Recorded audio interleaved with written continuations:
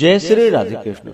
आइए सुनते हैं बृहस्पतिवार व्रत की कथा और अंत में सुनेंगे आरती। तो बोलिए प्रेम से भगवान बृहस्पति देव की जय, सर्व देवी देवता की जय। कथा के अनुसार भारतवर्ष में एक प्रतापी और दानी राजा राज्य किया करता था। वह नित्य गरीबों और ब्राह्मणों की सहायता किया करता था। यह बात उसकी रानी को बिल्कुल भी अच्छी नहीं लगती। वह ना ही गरीबों को दान देती थी और ना ही भगवान का पूजन किया करती थी और राजा को भी दान देने से मना किया करती थी।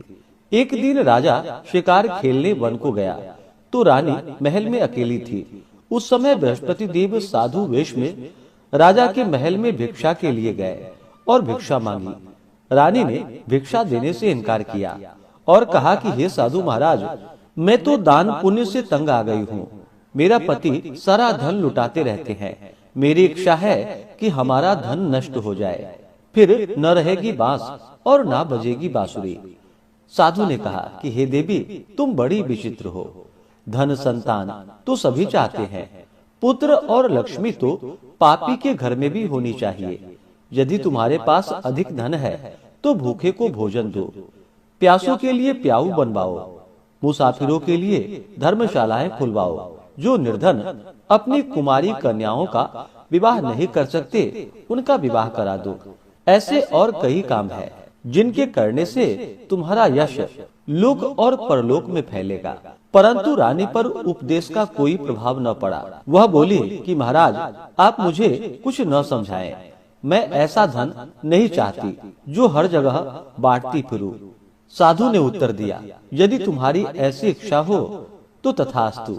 तुम ऐसा करना कि बृहस्पतिवार को घर लीपकर पीली मिट्टी से अपना सिर धोकर स्नान करना, भट्टी चढ़ाकर कपड़े धोना। ऐसा करने से तुम्हारा सारा धन नष्ट हो जाएगा।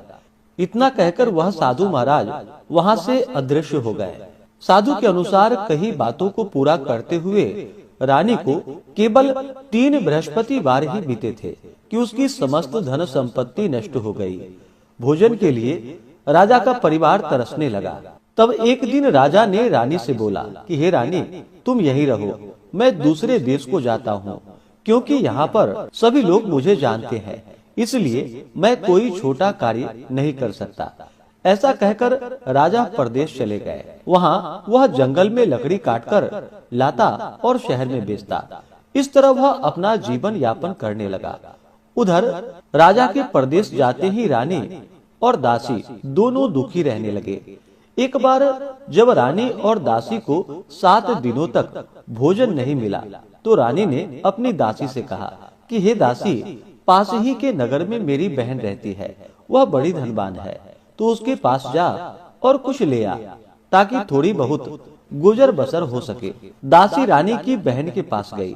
उस दिन गुरुवार का दिन था और रानी की बहन उस समय बृहस्पतिवार व्रत की कथा को सुन रही थी। दासी ने रानी की बहन को अपनी रानी का संदेश दिया, लेकिन रानी की बड़ी बहन ने कोई उत्तर नहीं दिया। जब दासी को रानी की बहन से कोई उत्तर प्राप्त नहीं हुआ तो वह बहुत दुखी हुई और उसे क्रोध भी आया। दासी ने वापस आकर रानी को सारी बात बतलाई। सुनकर रानी ने अपने भाग्य को कोसा। उधर रानी की बहन ने सोचा कि मेरी बहन की दासी आई थी, परंतु मैं उससे नहीं बोली, इससे वह बहुत दुखी हुई होगी। कथा सुनकर और पूजन समाप्त करके वह अपनी बहन के घर आई और कहने लगी कि हे बहन, मैं बृहस्पतिवार का व्रत कर रही थी, तुम्हारी दासी मेरे घर आई थी, परंतु जब तक कथा होती है तब तक न तो उठते हैं और ना ही बोलते हैं, इसलिए मैं नहीं बोली। कहो दासी क्यों गई थी? रानी बोली, बहन तुमसे क्या छिपाऊं, हमारे घर में खाने को अनाज नहीं है। ऐसा कहते कहते रानी की आंखें भर आई। उसने दासी समेत पिछले 7 दिनों से भूखे रहने तक की बात अपनी बहन को विस्तार पूर्वक बतलाया। रानी की बहन बोली कि देखो बहन, भगवान बृहस्पति देव सबकी मनोकामनाओं को पूर्ण करने वाले हैं। देखो शायद तुम्हारे घर में अनाज रखा हो। पहले तो रानी को विश्वास नहीं हुआ, पर बहन के आग्रह करने पर उसने अपनी दासी को अंदर भेजा तो उसे सचमुच अनाज से भरा हुआ एक घड़ा मिल गया। यह देखकर दासी को बड़ी हैरानी हुई। दासी रानी से कहने लगी कि हे रानी, जब हमको भोजन नहीं मिलता है तो हम भी व्रत करते हैं, इसलिए क्यों न इनसे व्रत और कथा की विधि पूछ ली जाए ताकि हम भी व्रत कर सके। तब रानी ने अपनी बहन से बृहस्पतिवार व्रत के बारे में पूछा। उसकी बहन ने बतलाया कि बृहस्पतिवार के व्रत में चने की दाल और मुनक्का से विष्णु भगवान का केले की जड़ में पूजन करे तथा दीपक जलाए, व्रत कथा सुने और पीला भोजन ही करे। इससे बृहस्पति देव प्रसन्न होते हैं। व्रत और पूजन विधि बतलाकर रानी की बहन अपने घर को चली गई। 7 दिन बाद जब गुरुवार आया तो रानी और दासी ने व्रत रखा। घुड़शाल में जाकर चना और गुड़ लेकर आई। फिर उसने केले की जड़ तथा विष्णु भगवान का पूजन किया। अब पीला भोजन कहाँ से आए, इस बात को लेकर दोनों बहुत दुखी थे, क्योंकि उन्होंने व्रत रखा था। इसलिए बृहस्पति देव उससे प्रसन्न थे। इसलिए भगवान बृहस्पति देव एक साधारण व्यक्ति का रूप धारण कर 2 थालों में सुंदर पीला भोजन दासी को दे गए। भोजन पाकर दासी प्रसन्न हुई और फिर रानी के साथ मिलकर भोजन ग्रहण किया। इसके बाद वे सभी गुरुवार को व्रत और पूजन करने लगी। बृहस्पति भगवान की कृपा से उसके पास फिर से धन संपत्ति आ गई, परंतु रानी फिर से पहले की तरह आलस्य करने लगी। तब दासी बोली कि देखो रानी, तुम पहले भी इस प्रकार आलस्य किया करती थी। तुम्हें धन रखने में कष्ट होता था, इस कारण सभी धन नष्ट हो गया। और जब भगवान बृहस्पति देव की कृपा से धन मिला है तो तुम्हें फिर से आलस्य होता है। रानी को समझाते हुए दासी कहती है कि बड़ी मुसीबतों के बाद हमने यह धन पाया है, इसलिए हमें दान पुण्य करना चाहिए, भूखे मनुष्यों को भोजन कराना चाहिए और धन को शुभ कार्यों में खर्च करना चाहिए, जिससे तुम्हारे कुल का यश बढ़ेगा, स्वर्ग की प्राप्ति होगी और पितृ प्रसन्न होंगे। दासी की बात मानकर रानी अपना धन शुभ कार्यों में खर्च करने लगी, जिससे पूरे नगर में उसका यश फैलने लगा। इस प्रकार रानी और दासी दोनों प्रसन्न थे। और वहाँ पे उधर एक दिन राजा दुखी होकर जंगल में एक पेड़ के नीचे आसन जमाकर बैठा था। वही अपनी दशा को याद करके व्याकुल होने लगा। बृहस्पतिवार का दिन था। एकाएक उसने देखा कि निर्जन वन में एक साधु प्रकट हुए। वह साधु वेश में स्वयं बृहस्पति देवता थे। लकड़हारे के सामने आकर बोले कि हे लकड़हारे, इस सुनसान जंगल में तू चिंता मग्न क्यों बैठा है? लकड़हारे ने दोनों हाथ जोड़कर प्रणाम किया और उत्तर दिया कि हे महात्मा, आप सब कुछ जानते हैं। और फिर अपनी आत्मकथा उनको सुनाई। महात्मा जी ने कहा कि तुम्हारी स्त्री ने बृहस्पतिवार के दिन बृहस्पति भगवान का निरादर किया है, जिसके कारण रुष्ट होकर तुम्हें कष्ट हो रहा है। अब तुम चिंता मत करो, तुम्हारे सभी कष्ट दूर हो जाएंगे और भगवान की कृपा से पहले से भी अधिक संपत्ति तुम्हें प्राप्त होगा। तुम बृहस्पतिवार के दिन कथा किया करो। 2 पैसे के चने मुनक्का लाकर उसका प्रसाद बनाओ और शुद्ध जल से लोटे में शक्कर मिलाकर अमृत तैयार करो। कथा के पश्चात अपने सारे परिवार और सुनने वाले प्रेमियों में अमृत व प्रसाद बांटकर ग्रहण करो।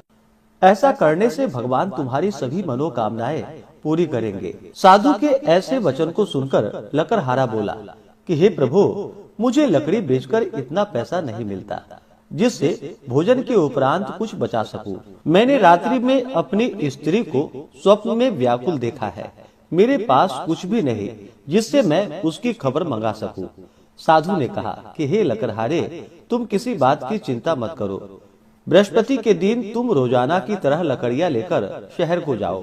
तुमको रोज से 2 गुना धन प्राप्त होगा, जिससे तुम भली भांति भोजन कर लोगे तथा बृहस्पति देव की पूजा का सामान भी आ जाएगा। इतना कहकर साधु अंतर ध्यान हो गए। धीरे धीरे समय बीतता चला गया। फिर वही बृहस्पतिवार का दिन आया।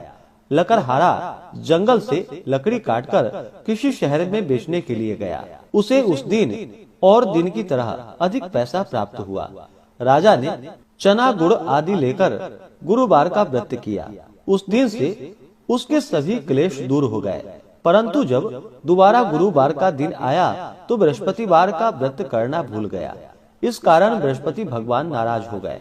उस दिन उस नगर के राजा ने विशाल यज्ञ का आयोजन करवाया था तथा शहर में यह घोषणा करा दी थी कि कोई भी मनुष्य अपने घर में भोजन न बनावे, न आग जलावे।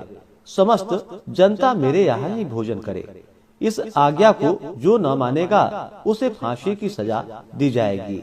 इस तरह की घोषणा संपूर्ण नगर में करवा दी गई थी। राजा के आज्ञा अनुसार शहर के सभी लोग भोजन करने गए, लेकिन लकड़हारा कुछ देर से पहुंचा, इसलिए राजा उसको अपने साथ घर ले गया और ले जाकर भोजन करा रहे थे तो रानी की दृष्टि उस खूंटी पर पड़ी जिस पर उसका हार लटका हुआ था।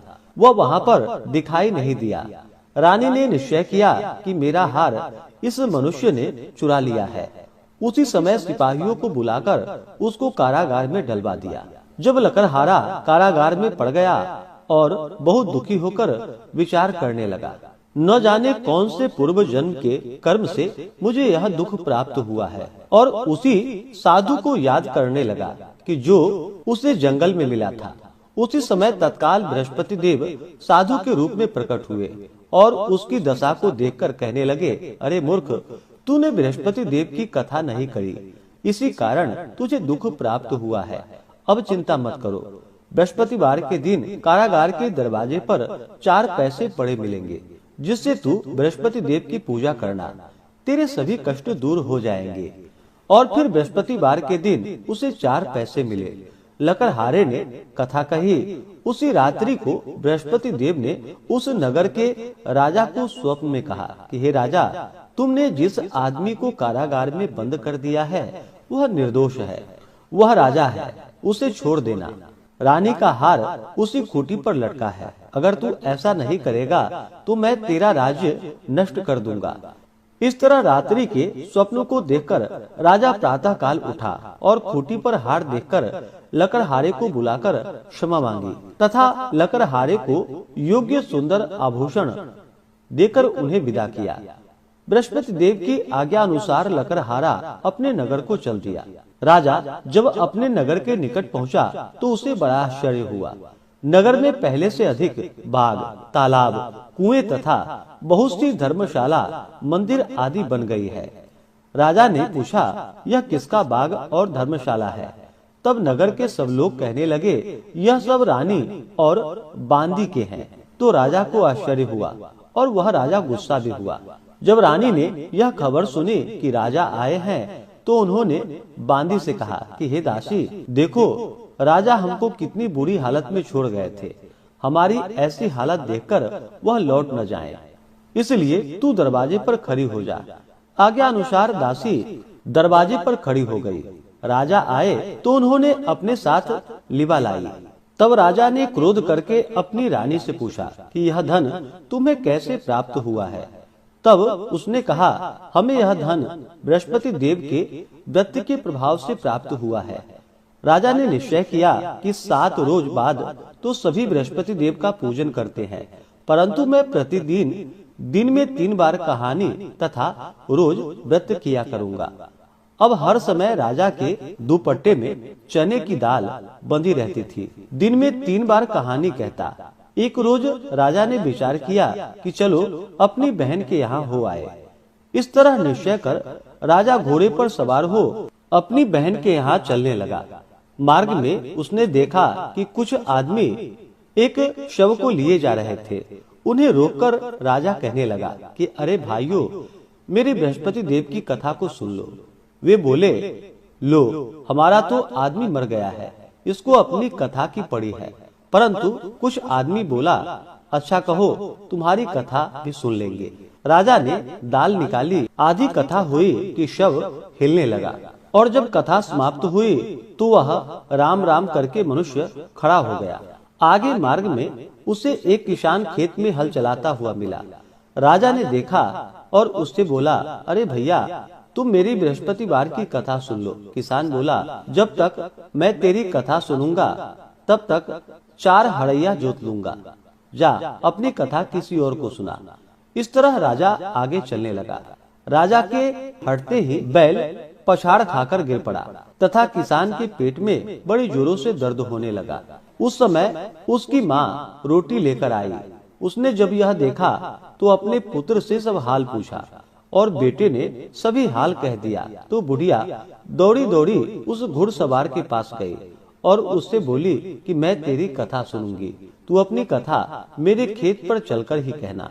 राजा ने बुढ़िया के खेत पर जाकर कथा कही, जिसके सुनते ही वह बैल उठकर खड़ा हो गया तथा किसान के पेट का दर्द भी बंद हो गया। राजा अपनी बहन के घर इस प्रकार पहुंचा। बहन ने भाई की खूब मेहमानी की। दूसरे दिन प्रातः काल राजा जगा तो वह देखने लगा कि सब लोग भोजन कर रहे हैं। राजा ने अपनी बहन से कहा, ऐसा कोई मनुष्य नहीं जिसने भोजन न किया हो, मेरी बृहस्पतिवार की कथा सुन ले। बहन बोली कि हे भैया, यह देश ऐसा है कि पहले यहाँ के लोग भोजन करते हैं, बाद में अन्य काम करते हैं। अगर कोई पड़ोस में हो तो देख आऊं। वह ऐसा कहकर देखने के लिए चली गई, परंतु उसे कोई ऐसा व्यक्ति नहीं मिला जिसने भोजन न किया हो। अतः वह एक कुम्हार के घर गई जिसका लड़का बीमार था। उसे मालूम हुआ कि उनके यहाँ 3 रोज से किसी ने भोजन नहीं किया है। रानी ने अपने भाई की कथा सुनने के लिए कुम्हार से कहा तो वह तैयार हो गई। राजा ने जाकर बृहस्पतिवार की कथा कही, जिसको सुनकर उसका लड़का ठीक हो गया। अब तो राजा की प्रशंसा होने लगी। एक रोज राजा ने अपनी बहन से कहा कि हे बहन, हम अपने घर को जाएंगे, तुम भी तैयार हो जाओ। राजा की बहन ने अपनी सास से कहा तो सास कहा, चले जा, परंतु अपने लड़कों को मत ले जाना, क्योंकि तेरे भाई की कोई औलाद नहीं है। बहन ने अपनी भैया से कहा कि हे भैया, मैं तो चली जाऊंगी, पर कोई बालक नहीं जाएगा। राजा बोला, जब कोई बालक नहीं चलेगा तब तुम ही क्या करोगी। बड़े दुखी मन से राजा अपने नगर को लौट चला। राजा ने अपनी रानी से कहा कि हम निर्वंशी हैं, हमारा मुंह देखने का धर्म नहीं है और कुछ भोजन आदि नहीं किया। रानी बोली कि हे प्रभु, बृहस्पति देव ने हमें सब कुछ दिया है, वह हमें औलाद भी अवश्य देंगे। उसी रात को बृहस्पति देव ने राजा से स्वप्न में कहा कि हे राजन, सभी सोच को त्याग दो, तेरी रानी गर्भ से है। तब राजा सुनकर बड़ा प्रसन्न हुआ। फिर 9वें महीने में रानी के गर्भ से एक सुंदर पुत्र पैदा हुआ। तब राजा बोला कि हे रानी, स्त्री बिना भोजन के रह सकती है, पर बिना कहे बिल्कुल नहीं रह सकती। जब मेरी बहन आवे तुम उससे कुछ कहना मत। रानी ने सुनकर हाँ कर दी। जब राजा की बहन ने यह शुभ समाचार सुना तो वह बहुत खुश हुई तथा बधाई लेकर अपने भाई के यहाँ पर आई। तभी रानी ने कहा, घोड़ा चढ़कर तो नहीं आई, गधा चढ़ी आ गई। राजा की बहन बोली, भाभी, मैं इस प्रकार न कहती तो तुम्हें औलाद कैसे मिलता। बृहस्पति देव ऐसे ही हैं, जैसे जिसके मन में कामनाएं हैं सभी को पूर्ण करते हैं। जो सद्भावना पूर्वक बृहस्पतिवार का व्रत करता है एवं कथा पढ़ता है अथवा सुनता है, दूसरों को सुनाता है, बृहस्पति देव उसकी सभी मनोकामनाएं पूर्ण करते हैं। भगवान बृहस्पति देव उसकी सदैव रक्षा करते हैं। संसार में जो मनुष्य सद्भावना के साथ भगवान का पूजन व्रत सच्चे हृदय से करते हैं तो उसकी सभी मनोकामनाएं पूर्ण करते हैं। जैसी सच्ची भावना से रानी और राजा ने उनकी कथा का गुणगान किया तो उसकी सभी इच्छाएं बृहस्पति देव जी ने पूर्ण की। इसलिए पूर्ण कथा सुनने के बाद प्रसाद लेकर जाना चाहिए। हृदय से उनका मनन करते हुए जयकारा बोलना चाहिए। बृहस्पति देव की कथा। प्राचीन काल में एक बहुत ही निर्धन ब्राह्मण रहता था। उसके कोई संतान ना थी। वह नित्य पूजा पाठ करता। उसकी स्त्री ना स्नान करती और ना ही किसी देवता का पूजन ही करती थी। इस कारण ब्राह्मण देवता, जो कि बहुत दुखी रहते थे, अपनी पत्नी को बहुत समझाते, किंतु उसका कोई परिणाम ना निकलता। भगवान की कृपा से ब्राह्मण के यहाँ एक कन्या उत्पन्न हुई। कन्या बड़ी होने लगी। प्रातः स्नान करके वह भगवान विष्णु का जप करती। बृहस्पतिवार का व्रत भी करने लगी। पूजा पाठ समाप्त कर जब पाठशाला जाती तो अपने मुट्ठी में जौ भरकर ले जाती थी और पाठशाला के मार्ग में डालती हुई जाती थी। लौटते समय वही जौ, जो कि स्वर्ण के हो जाते थे, तो उसको बीनकर घर ले आती थी। एक दिन वह बालिका सूप में उन सोने के जौ को फटक कर साफ कर रही थी कि तभी उसकी माँ ने देख लिया और कहा कि हे बेटी, सोने के जौ को फटकने के लिए सोने का सूप भी तो होना चाहिए। दूसरे दिन गुरुवार था। कन्या ने व्रत रखा और भगवान बृहस्पति देव से सोने का सूप देने की उनसे प्रार्थना की और कहा कि हे प्रभु, यदि सच्चे मन से मैंने आपकी पूजा की हो तो मुझे सोने का सूप दे दो। बृहस्पति देव ने उसकी प्रार्थना स्वीकार कर ली और रोजाना की तरह वह कन्या जौ फैलाती हुई पाठशाला चली गई। पाठशाला से लौटकर जब वह जौ बीन रही थी तो बृहस्पति देव की कृपा से उसे सोने का सूप मिला। उसे वह घर लेकर आई और उससे जौ फटककर साफ करने लगी, परंतु उसकी माँ का वही ढंग रहा। एक दिन की बात है, कन्या सोने के सूप में जब जौ को साफ कर रही थी, उस समय उस नगर का राजकुमार वहां से निकला। कन्या के रूप और कार्य को देखकर वह उस पर मोहित हो गया। राजमहल आकर वह भोजन तथा जल त्याग कर उदास होकर लेट गया। राजा को जब राजकुमार द्वारा अन्न और जल त्यागने का समाचार प्राप्त हुआ तो अपने मंत्रियों के साथ वह अपने पुत्र के पास गया और पूछा कि हे बेटा, तुम्हें किस बात का कष्ट है? किसी ने तुम्हारा अपमान तो नहीं किया अथवा कोई और कारण है? मुझे बतलाओ, मैं वही कार्य करूंगा जिससे तुम्हें प्रसन्नता की प्राप्ति हो सके। अपने पिता की बातें सुनकर राजकुमार बोला कि हे पिताजी, मुझे किसी बात का दुख नहीं है। किसी ने मेरा अपमान भी नहीं किया है, परंतु मैं उस लड़की के साथ विवाह करना चाहता हूँ जो लड़की सोने के सूप में जौ को फटक कर साफ कर रही थी। राजकुमार ने राजा को उस लड़की के घर का पता भी बता दिया। मंत्री राजा के कहने पर उस लड़की के घर गया। मंत्री ने ब्राह्मण के समक्ष राजा की ओर से निवेदन किया और फिर कुछ ही दिनों के बाद ब्राह्मण की कन्या का विवाह राजकुमार के साथ संपन्न हो गया। और फिर क्या था, कन्या के घर से जाते ही ब्राह्मण के घर में पहले की भांति गरीबी का निवास हो गया। एक दिन दुखी होकर ब्राह्मण अपनी पुत्री से मिलने के लिए गया। बेटी ने पिता की अवस्था को देखा और अपनी माँ का हाल पूछा। ब्राह्मण ने सभी हाल कह सुनाया। कन्या ने बहुत सा धन देकर अपने पिता को वहाँ से विदा कर दिया, लेकिन कुछ ही दिनों के बाद फिर वही हाल हो गया। ब्राह्मण फिर से अपनी कन्या के यहाँ गया और सभी हाल कहा तो पुत्री बोली कि हे पिताजी, आप माताजी को यहाँ लिवा लाओ। मैं उन्हें यह विधि बता दूंगी जिससे कि गरीबी दूर हो जाए। ब्राह्मण देवता अपनी स्त्री को साथ लेकर अपनी पुत्री के पास राजमहल पहुँचे तो पुत्री अपनी माँ को समझाने लगी कि हे माँ, तुम प्रातः काल स्नान आदि करके विष्णु भगवान का पूजन करो और बृहस्पतिवार का व्रत करो तो तुम्हारी सभी दरिद्रताएं दूर हो जाएंगी। परंतु उसकी माँ ने उसकी एक भी बात नहीं मानी।